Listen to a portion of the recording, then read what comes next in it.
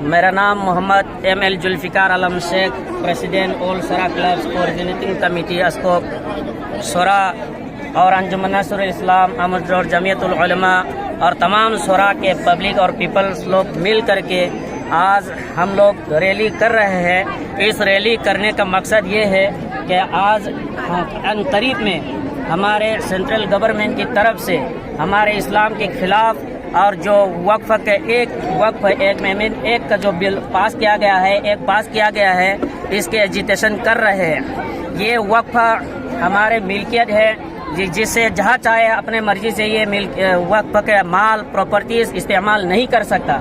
ये इस्तेमाल करने की ख़ास जगह है। ये सिर्फ़ और सिर्फ वक्फ करने के बाद जो अल्लाह चाहता है, हमारे इस्लाम चाहता है, वही काम करना ही इसमें दुरुस्त है। बाकी किसी पर इसको इस्तेमाल करना दुरुस्त नहीं है।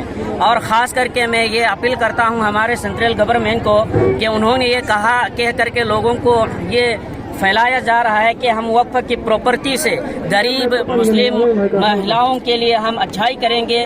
क्या अच्छाई करेंगे? हमारे मौलाना आज़ाद एजुकेशनल फाउंडेशन में से स्टूडेंट के स्कॉलर लोगों को छीन लिया और ये माइनॉरिटी अफेयर्स के जितने भी स्कीमें हैं मुस्लिम का, वो लोग छीन लिया। अब वक्फ की प्रॉपर्टी से महिलाओं के अच्छाई करने के लिए ये कदम रख रहे हैं। हमारे सेंट्रल गवर्नमेंट को इतना गरीब हो गया है कि हमारे मुस्लिम और धर्म के वक्फ की ज़मीनों को छीन करके लोगों के लिए भलाई करेंगे।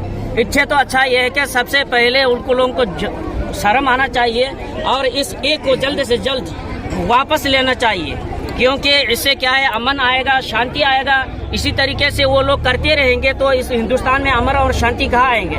फिर हमारे गवर्नमेंट और हमारे सेंट्रल बोलेंगे कि शांति को अहिंसा फैला रहे हैं, लेकिन अहिंसा फैलाने के काम लोग तो वही लोग कर रहे हैं। इसमें वो लोग मेरे तरफ से और तमाम शरा बस्ती के तरफ से हम लोग ये गुजारिश कर रहे हैं कि हमारे सेंट्रल गवर्नमेंट को जल्द से जल्द हो सके तो ये वक्फ एक को वापस लिया जाए।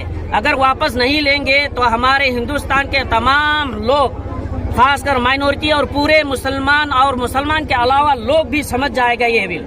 ये धीरे धीरे हम लोग इस स्टेशन धरना में अलग अलग तरीके से आएंगे, इसमें वो लोग रोक नहीं पाएंगे। और आखिर में हम ये भी कहना चाहता हूँ, हम हिंदुस्तान के पूरे 140 करोड़ लोग भरोसा करते हैं हमारे ऑनरेबल सुप्रीम कोर्ट को। वो सोच समझ के पूरे हिंदुस्तान और माइनॉरिटीज और लोगों को सही तरीके से स्टडी करके, फ्यूचर को सोच करके और भरोसा को न तोड़े हुए इस अच्छा फैसला लेंगे।